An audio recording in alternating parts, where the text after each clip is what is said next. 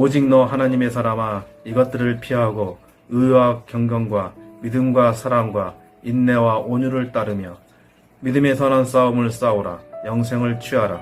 이를 위하여 네가 부르심을 받았고 많은 증인 앞에서 선한 증언을 하였도다. 만물을 살게 하신 하나님 앞과 본디오 빌라도를 향하여 선한 증언을 하신 그리스도 예수 앞에서 내가 너를 명하노니 우리 주 예수 그리스도께서 나타나실 때까지 흠도 없고 책망받을 것도 없이 이 명령을 지키라. 네가 이 세대에서 부한 자들을 명하여 마음을 높이지 말고 정함이 없는 재물에 소망을 두지 말고 오직 우리에게 모든 것을 후히 주사 누리게 하시는 하나님께 두며 선을 행하고 선한 사업을 많이 하고 나누어 주기를 좋아하며 너그러운 자가 되게 하라. 아멘. 오늘 말씀은 하나님의 사람이라는 제목으로 함께 은혜를 나누고자 합니다. 오늘 본문에서 바울은 디모데에게 악의 유혹을 피하고 오직 하나님 앞에서 신실하게 선의 행실을 통하여 책망받을 것이 없고 흠도 없는 삶을 살 것을 권면하고 있습니다. 바울은 디모데를 하나님의 사람이라 지칭하고 있습니다. 또한 오늘을 살아가고 있는 우리를 향해서도 디모데를 통하여 하나님의 사람이라 말하고 있습니다.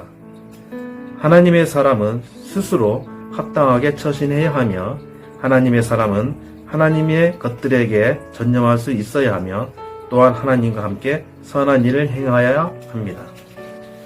디모데와 우리를 하나님의 사람으로 부른 이유가 무엇일까요? 그것은 바로 하나님의 증언자로 살아가야 하기 때문입니다. 본문에서 보면 의와 경건과 믿음과 사랑과 인내와 온유를 따르며 믿음의 선한 싸움을 싸우라. 영생을 취하라. 이를 위하여 네가 부르심을 받았고 많은 증인들 앞에서 세상에서 선한 증언자로 살 것을 명령하셨습니다. 믿음의 선한 싸움은 무엇을 말하는 것일까요? 이는 그리스도인으로서 하나님의 뜻에 따라 믿음을 지키기 위해 싸우는 싸움을 말합니다.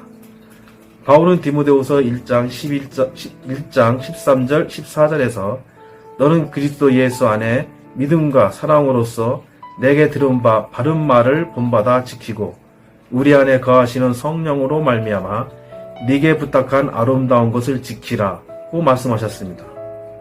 이러한 바울은 결국에는 디모데후서 4장 7절에서 나는 선한 싸움을 싸우고 나의 달려갈 길을 마치고 믿음을 지켰으니 라고 고백할 수 있었던 것입니다. 오늘 우리에게도 이런 믿음의 고백이 있기를 소망합니다. 세상의 권력과 물질을 얻기 위한 싸움꾼이 아닌 하나님의 말씀을 지키기 위한 선한 싸움을 싸우는 자가 되기를 원합니다. 싸움에는 반드시 상대가 있어야 합니다. 믿음의 선한 싸움의 상대는 우리가 처한 상황과 상태에 따라 헤아릴 수 없을 정도로 많이 존재합니다. 또한 상대는 우리보다 강하고 힘이 세서 우리가 조그만 빈틈이 생기면 바로 우리를 넘어뜨립니다. 세상에는 좋은 것들, 재미난 것들, 흥미로운 것들이 너무나 많아 우리는 쉽게 세상 것들로부터 무너지는 일이 허다하게 많습니다. 이러한 싸움의 상대에 대해서 바울은 딱 한 가지 본문에서 언급하고 있습니다. 17절에서 재물, 즉 돈에 소망을 두지 말라고 말하고 있습니다. 믿음의 사람은 이 땅이 아닌 하늘의 보화를 쌓아야 합니다. 바울은 부자들에게 덧없는 재물에 소망을 두지 말라고 명합니다. 돈은 사람을 교만하게 만들기 때문입니다. 하나님께서는 우리에게 모든 것을 후히 주시는 하나님을 닮아 선을 행하고 선한 사업으로 나누어지기를 좋아하며 너그러운 자가 되기를 권면합니다. 성경은 하나님이 아닌 재물에 소망을 두는 것을 경계하고 있습니다. 17절 18절에 기록되어 있는 이 말씀을 우리가 하나님의 사람으로서 취해야 할 성경적인 재물관으로 확립해야 합니다.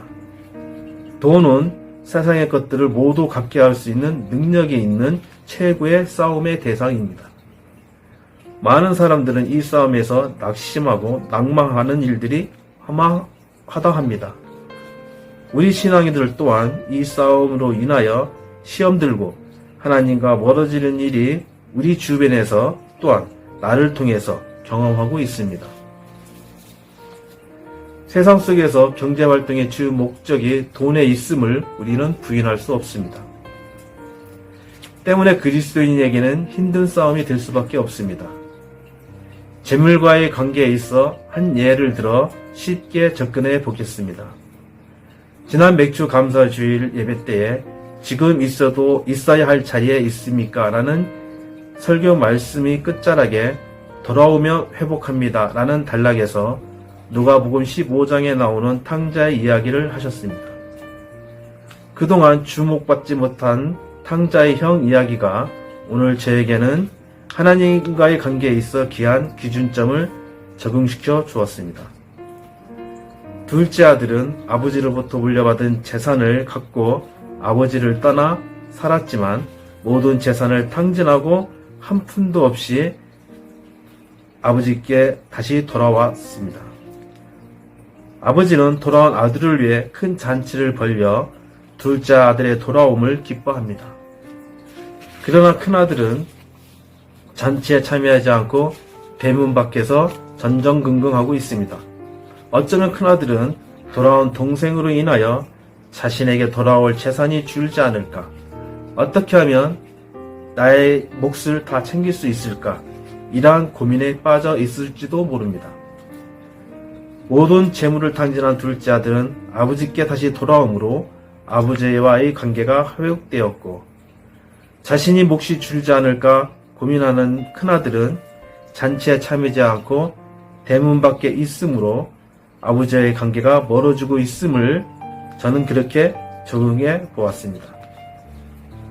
또한 잠언 30장에 나오는 아굴은 내가 배불러서 하나님을 모른다. 여호와가 누구냐 할까 두렵다라고 고백하였습니다. 아굴의 고백처럼 배부름, 즉 그리스도인은 어느 정도의 재물을 가지고 살아가야 할까요? 지금 있어야 할 내 자리에 있는 재물은 어느 정도가 안성맞춤일까요? 바울은 디모데전서 6장 6절 8절에 우리가 지녀야 할 재물의 기준점을 제시해 주었습니다. 6절 말씀에 그러나 자족하는 마음이 있으면 경건은 큰 이익이 되느니라. 이어서 7절 8절 말씀에 우리가 세상에 아무것도 가지고 온 것이 없음에 또 아무것도 가지고 가지 못하리니 우리가 먹을 것과 입을 것이 있은즉 족한 줄로 알 것이니라 말씀하셨고, 앞서 언급한 아굴은 잠언 30장 8절에서 나를 가난하게도 마옵시고 부하게도 마옵시고 오직 필요한 양식으로 나를 먹이시옵소서. 이 말씀들로 보아 우리가 취해야 할 재물의 기준은 내가 자족할 수 있을 정도만 있으면 충분하다 할 수 있습니다. 내가 배고프지 않고 춥지 않고 다소 불편하여도 감내할 수 있을 정도면 됩니다. 부족하면 부족한 대로, 넘치면 넘치는 그 이상은 선을 행하고 선한 사업을 많이 하고 나눠주기에 마음을 다하고 너그러운 자가 되어 성경적인 재물을 사용할 줄 아는 하나님이 사람에 되어야겠습니다. 교회 또한 이 부르심에 응해야 합니다. 그리고 믿음의 선한 싸움에 싸워야 합니다. 상가의 임대에서 세워진 교회가 3년이 지나고 5년이 지나 10년이 되어도 스스로를 개척교회라 하는 경우를 많이 볼 수 있습니다.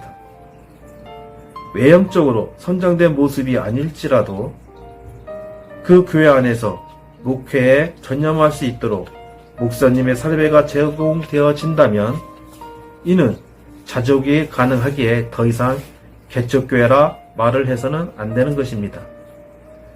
세상에 세워진 모든 교회가 자족할 수 있도록, 그리고 믿음 생활에 자족할 정도의 재물만 있기를, 그리고 아굴은 혹 내가 가난하여 도둑질하고 내 아버지의 이름을 욕되게 할까 두려워함이라.